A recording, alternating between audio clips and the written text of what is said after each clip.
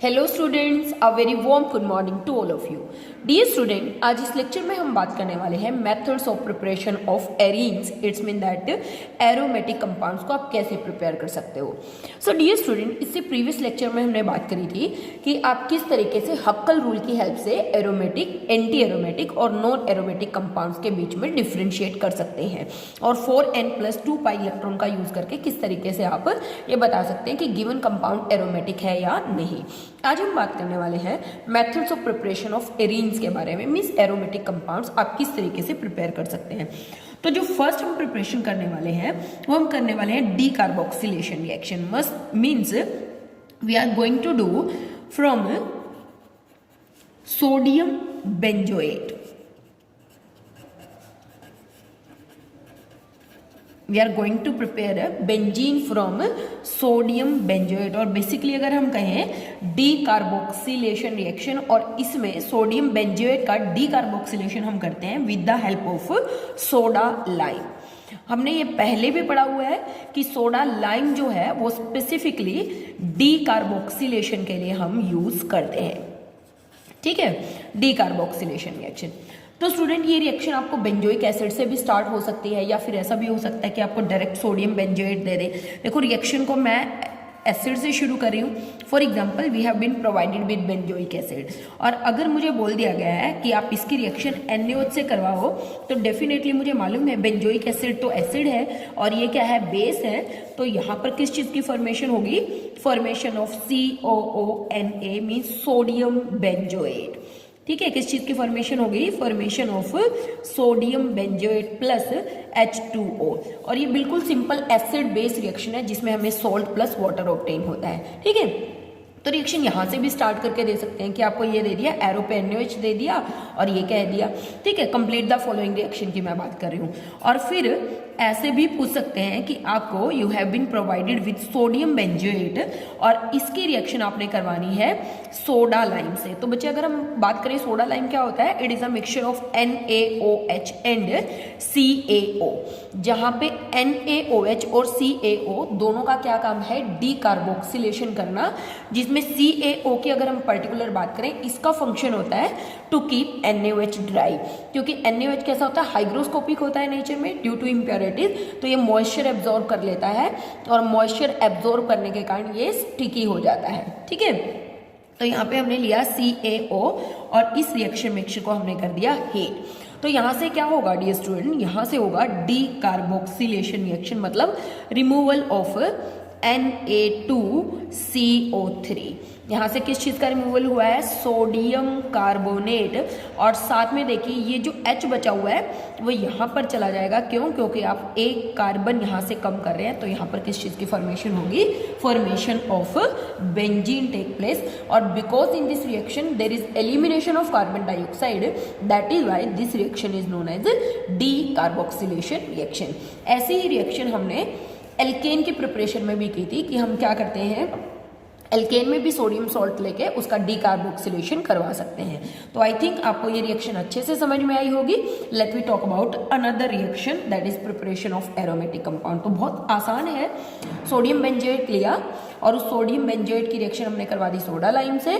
Soda lime क्या करता है, डी कार्बोक्सिलेशन। और मैंने कहा what is the function of CaO, it keep NaOH dry. ठीक है, now let we talk about next reaction. Okay, तो डियर स्टूडेंट, नेक्स्ट जो हम प्रिपरेशन करने वाले हैं वो हम करने वाले हैं फ्रॉम फिनोल। तो सेकंड प्रिपरेशन है that is preparation from phenol. ठीक है, बेटा मिनट, हम क्या करेंगे, हम फिनोल लेंगे और उस फिनोल को जिंक डस्ट की प्रेजेंस में हीट कर देंगे। तो जैसे ही आप फिनोल लेंगे और फिनोल को जिंक डस्ट की प्रेजेंस में हीट करेंगे, इमीडिएटली यहाँ से क्या होगा, उसके बाद हम इसको क्या कर देंगे, डिस्टिल्ड आउट कर देंगे। तो यहाँ पर जो जिंक है वो क्या करेगा, जो ऑक्सीजन है उसको यहाँ से एलिमिनेट कर देगा और बेसिकली यहाँ पर फॉर्मेशन हो जाएगी बेंजीन की और एलिमिनेशन ऑफ ZNO। तो बहुत सिंपल रिएक्शन है। फिनोल को अगर आप जिंक डस्ट के प्रेजेंस में हीट कर देते हैं, डिस्टिल्ड आउट कर देते हैं, तो हमें क्या ऑब्टेन होता है, वी ऑब्टेन्ड बेंजीन। नेक्स्ट जो प्रिपरेशन हम करने वाले हैं वो हम करने वाले हैं फ्रॉम क्लोरोबेंजीन।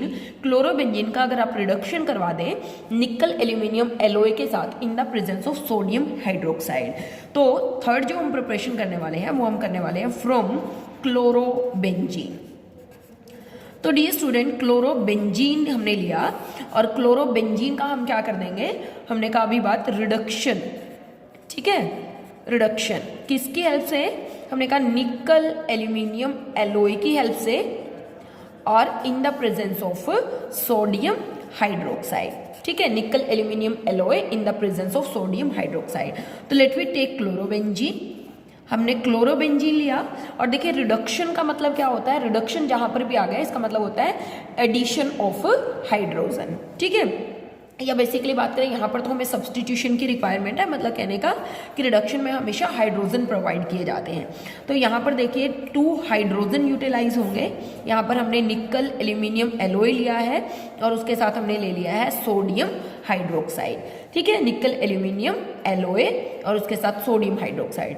तो डियर स्टूडेंट यहाँ पर इमीडिएटली फॉर्मेशन हो जाएगी बेंजीन की और यहाँ से फॉर्मेशन हो जाएगी हाइड्रोजन क्लोराइड।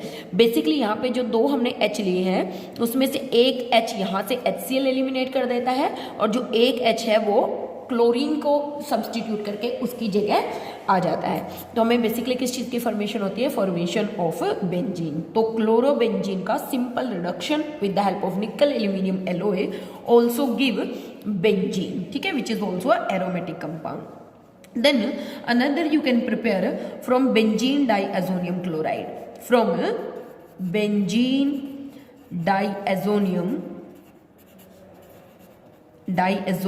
chloride, ठीक है, बेंजीन डाइजोनियम सोल्ट्स भी आप बोल सकते हैं और बेंजीन डाइजोनियम क्लोराइड का भी हम क्या करेंगे, रिडक्शन ही कैरिड आउट करेंगे, ठीक है। और रिडक्शन के लिए हम क्या यूज करेंगे, यहाँ पर जो रिड्यूसिंग एजेंट आप यूज करने वाले हैं इस रिएक्शन में वो आप ले सकते हैं H3PO2 यानी कि हाइपोफॉस्फोरस एसिड। क्या यूज कर रहे हैं, हाइपोफॉस्फोरस एसिड, ठीक है।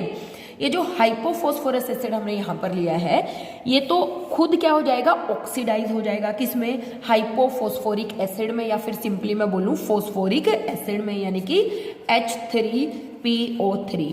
और जो डाइजोनियम सॉल्ट्स हैं उनमें क्या हो जाएगा, रिडक्शन हो जाएगा, यानी कि डाइजोनियम सॉल्ट रिड्यूस हो जाएंगे। इंस्टेड ऑफ H3PO2 ये हम क्या लेते हैं, किसकी प्रेजेंट में लेते हैं, कॉपर पॉजिटिव आयंस की प्रेजेंट में हम रिडक्शन कैरिड आउट करवाते हैं।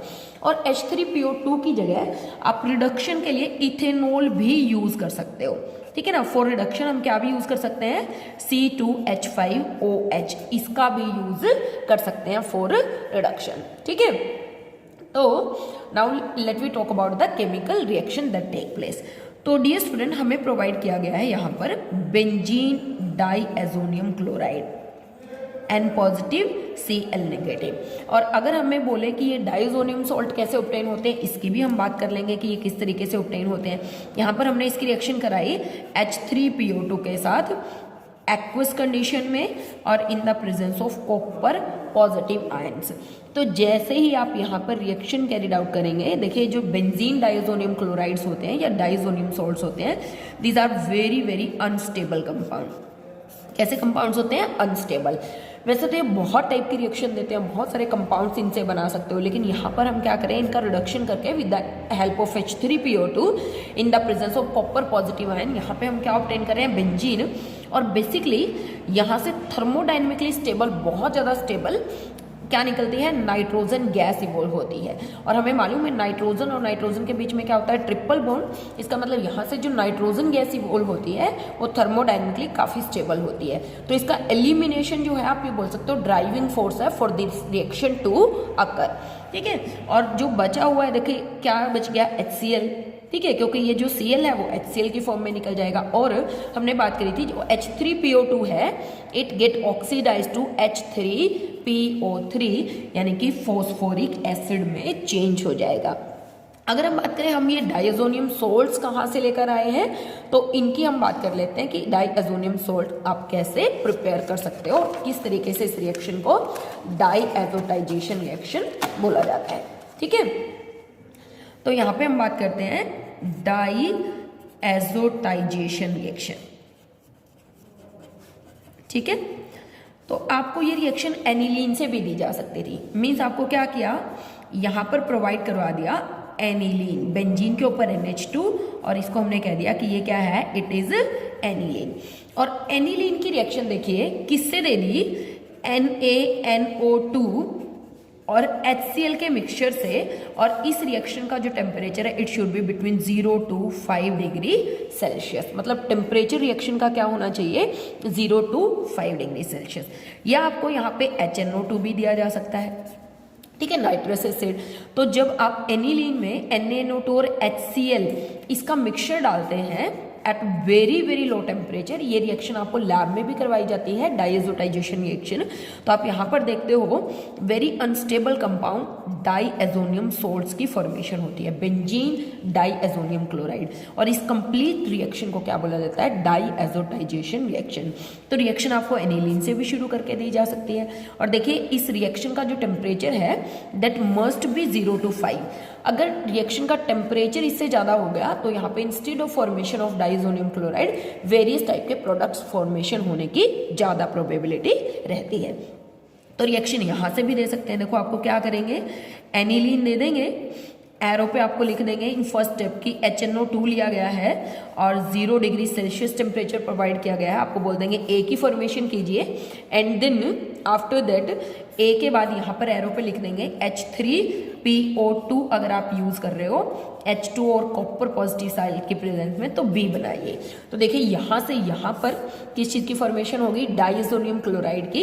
And then diazonium chloride after reduction with hypophosphorous acid it will lead to the formation of benzene. और ये जो डाईएज़ोनियम सोल्ट्स बनते हैं ये बहुत ज़्यादा इंपॉर्टेंट रिएक्शन इंटरमीडिएट हैं। क्यों, क्योंकि हमने कहा इनसे आप बहुत ज़्यादा और भी सब्सटेंसेस मतलब क्लोरोबेंजीन, ब्रोमोबेंजीन, सैंडमेयर रिएक्शन, बहुत टाइप की रिएक्शंस आगे चल के करेंगे जब हम प्रॉपर्टीज ऑफ एरोमेटिक कंपाउंड पढ़ेंगे। ठीक है, नेक्स्ट आप प्रिपरेशन कर सकते हो, फोर्थ है या फिफ्थ है जो भी आप कर सकते हो, कहाँ से, from benzene sulphonic acid, from benzene sulphonic acid.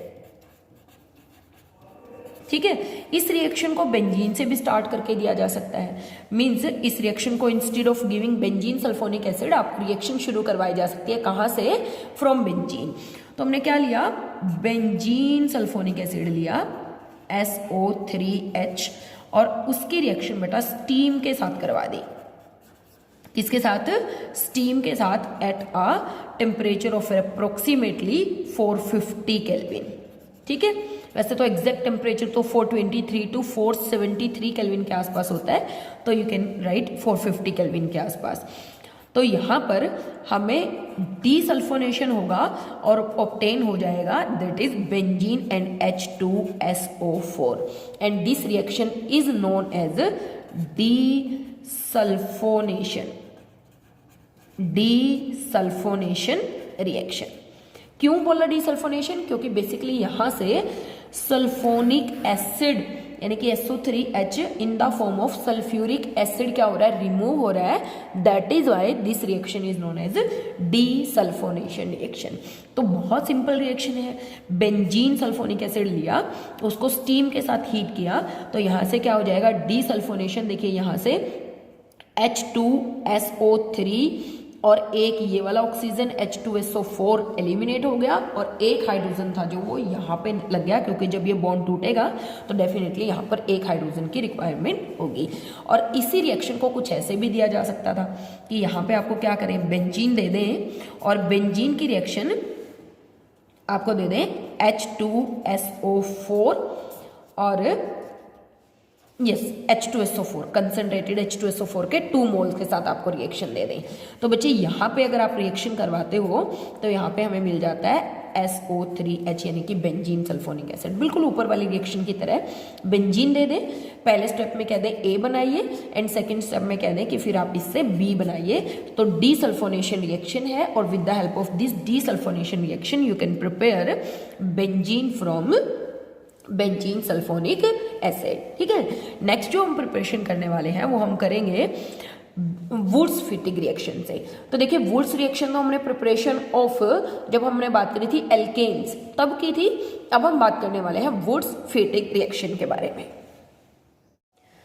तो नेक्स्ट जो हम प्रिपरेशन करेंगे वो वुड्स फिटिंग रिएक्शन करेंगे, लेकिन इससे पहले जैसे मैंने आपको कहा था कि अगर आपको डाईएजोनियम सॉल्ट प्रोवाइड किया हुआ है N2 पॉजिटिव Cl नेगेटिव और यहाँ पर देखिए एरो पर आपको दे दें C2H5OH इथेनॉल, ठीक है। तो आप ये सोचिएगा कि भाई ये इथेनॉल यहाँ पे क्या करने वाला है, तो बेटा इथेनॉल बिल्कुल सेम वही काम करेगा जो कि हाइपोफॉस्फोरस एसिड ने किया था। It's mean that it also form benzene, क्योंकि हमने कहा था इसको भी आप रिड्यूसिंग एजेंट की तरह यूज कर सकते हो। सेम यहाँ से नाइट्रोजन एलिमिनेट हो जाती है, बेसिकली HCl एलिमिनेट हो जाता है और ये जो इथेनॉल हमने लिया है it get converted into aldehyde यानी कि CH3CHO। तो इट्स मीन दैट यहाँ पर भी क्या हो रहा है, अगर हम बात करें एल्कोहल का ऑक्सीडेशन हो रहा है किसमें, एल्डिहाइड में, और benzene diazonium chloride reduce to benzene N2 और HCl क्या हो रहे हैं, एलिमिनेट हो रहे हैं। तो अगर ऐसे दिया हुआ है तो भी घबराने की जरूरत नहीं है कि क्या बनेगा, ठीक है। और बेसिकली अगर आपको डाईएजोनियम सोल्ट ही दिया हुआ है N2 पॉजिटिव Cl नेगेटिव और यहाँ पर क्या कर दें, एरो पर रिड्यूसिंग एजेंट दे दें SnCl2 in the presence of sodium hydroxide. तो बेटा SnCl2 भी रिड्यूसिंग एजेंट है, ये भी क्या करता है, रिडक्शन करता है, ये भी क्या प्रोवाइड करता है, हाइड्रोजन प्रोवाइड करता है। तो यहाँ पर भी रिडक्शन से हमें क्या ऑब्टेन हो जाएगी, बेंजीन, और एलिमिनेट हो जाएगा सेम N2 एंड HCl। तो इस तरीके से SnCl4 की फॉर्म में ये निकल जाएगा, ठीक है। तो इस तरीके से आपको क्या मिलेंगे, वेरियस टाइप के प्रोडक्ट्स की फॉर्मेशन हो सकती है, मतलब रिडक्शन से, ठीक है। नेक्स्ट हमने बात करनी थी from by Wurtz Fittig reaction. Wurtz Fittig reaction, देखिए आप कहिएगा वुड्स तो हमने सुना है, लेकिन ये अलग से एक रिएक्शन और आ गई वुड्स फिटिंग। तो बच्चे एक रिएक्शन हमने करी थी 2 मोल्स ऑफ एल्काइल हैलाइड में इन the presence of sodium dry ether, और हम यहाँ से कहते थे कि हमें एल्केन्स ऑब्टेन हो जाता है। इस रिएक्शन को हमने बोला था वुड्स रिएक्शन, जो कि एक फ्री रेडिकल रिएक्शन थी कि 2 moles of alkyl halide, same alkyl halide react in the presence of sodium dry ether to give symmetrical alkanes, यानी कि alkane having even number of carbon atom, ठीक है, 2, 4, 6, 8, है ना। और अब हम बात करें वुड्स एंड फिटिंग।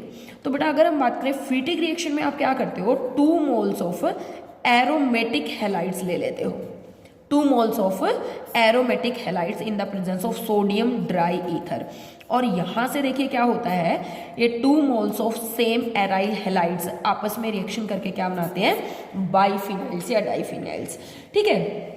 यहाँ पे एल्केन बन रहे हैं, यहाँ पर बाइफिनाइल्स बन रहे हैं।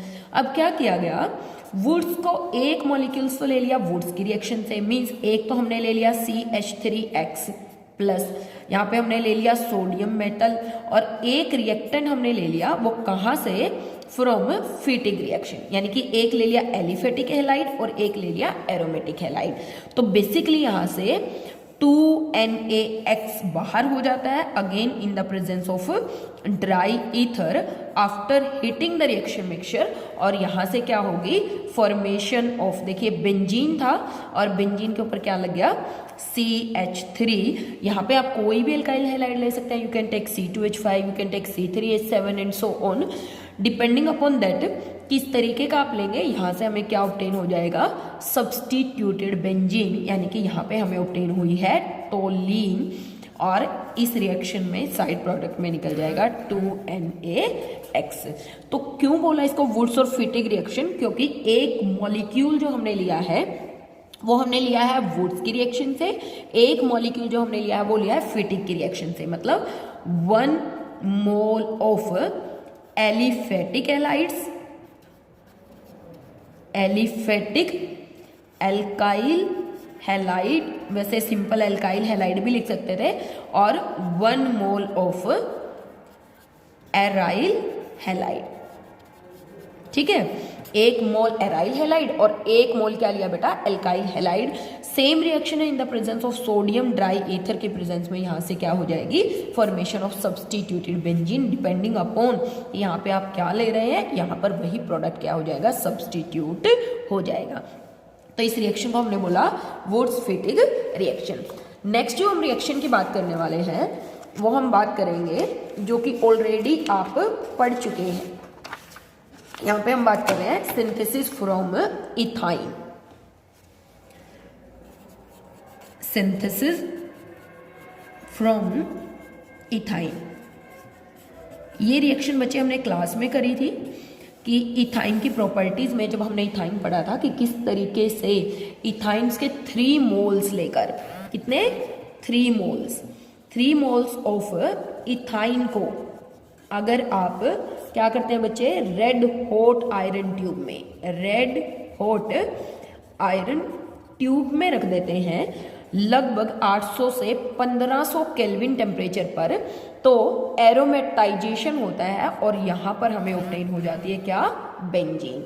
इट्स मीन दैट इस तरीके से अगर आपको याद है हमने 3 मोल्स लिए थे, CH triple bond CH, CH triple bond CH, और जब आप ये कंडीशन यहाँ पर अप्लाई करते हो रेड हॉट आयरन ट्यूब, तो एरोमेटाइजेशन होती है एट वेरी हाई टेम्परेचर। देखिए ये बॉन्ड जो है यहाँ पर शिफ्ट हो जाता है, ये बॉन्ड यहाँ पर शिफ्ट हो जाता है, ये बॉन्ड यहाँ पर शिफ्ट हो जाता है, और बेसिकली हमें मिल जाता है CH single bond double bond, single bond double bond. It's mean that benzene take place. और इस रिएक्शन को हमने एरोमेटाइजेशन रिएक्शन भी बोला था, एज वेल एज इस रिएक्शन को हमने पॉलीमराइजेशन रिएक्शन भी बोला था। पॉलीमराइजेशन रिएक्शन क्यों, क्योंकि यहाँ पर आप क्या कर रहे हो, 3 मोल्स लेकर उन 3 मोल्स की एक साइक्लिक रिंग बना रहे हैं, ठीक है। तो इस रिएक्शन को हमने बोला था aromatisation reaction as well as polymerisation reaction. Properties of alkynes में हमने इसको स्टडी किया था। सिमिलरली अगर आप instead of that 3 moles of propyne लेंगे, it's mean that you can take CH3 C triple bond CH। अगर इसके 3 मोल्स लेकर अंडर सेम कंडीशंस हीट करवाएंगे तो बच्चे हमें क्या ऑब्टेन होगा, हमें ऑब्टेन होगा मेसिटाइलिन CH3 CH3 CH3, यानी कि 1,3,5 tri methyl benzene, and this is known as mesitylene. और ये रिएक्शन इंपॉर्टेंट भी है, आपसे कह देंगे how you can prepare mesitylene from alkynes, ठीक है। तो ये रिएक्शन बिल्कुल वैसी रिएक्शन है। देखो यहाँ पर हमने क्या किया, इस H की जगह CH3 लगाया है, अगेन इस H की जगह यहाँ पर क्या लगाया है CH3, इस H की जगह क्या लगाया है CH3। तो डेफिनेटली जब साइक्लाइजेशन हुई तो यहाँ पे पहले कार्बन पे, इस कार्बन पे और इस कार्बन पे क्या लग गया, CH3 लग गया। तो वेरी सिंपल, बस मैंने इसके H को CH3 से रिप्लेस किया था, दैट इज वाई किस चीज की फॉर्मेशन हुई, फॉर्मेशन ऑफ मेसिटाइलिन टेक प्लेस। तो इस तरीके से आप सब्स्टिट्यूटेड बेंजीन की फॉर्मेशन कर सकते हो। इसके साथ साथ आप चाहें तो फ्रीडल क्राफ्ट रिएक्शन भी कैरिड आउट करवा सकते हो। इसका मतलब हमने क्या लिया, बेंजीन लिया और बेंजीन की रिएक्शन CH3Cl से करवा दी in the presence of anhydrous AlCl3, जिसको हम बोलते हैं हेलोजन कैरियर, ठीक है। हेलोजन को कैरी करके लेके जाने वाला, और इसका काम भी होता है इलेक्ट्रोफाइल को जनरेट करने वाला। इसमें मैं इतना प्रेशर इसलिए नहीं डाल रही हूँ क्योंकि बेसिकली हम इसको प्रॉपर्टीज में पढ़ेंगे विद मैकेनिज्म, और यहाँ से फॉर्मेशन किस चीज़ की होती है, टोलिन की ही होती है। तो डियर स्टूडेंट्स, इसका मैकेनिज्म और इसकी जो मतलब फर्दर आप बोल सकते हो उसको हम एक्सप्लेन करेंगे जब मैं प्रॉपर्टीज ऑफ एरोमेटिक कंपाउंड्स करवाऊंगी। तो this is all about this lecture, जहाँ पे हमने प्रिपरेशन ऑफ एरोमेटिक कंपाउंड्स किए हैं। तो सारी रिएक्शन इंपॉर्टेंट है, सभी रिएक्शन को अच्छे से पढ़ लीजिएगा। अगर आपको कुछ डाउट है तो कमेंट सेक्शन में पूछ लीजिएगा। Till then have a nice day बच्चों।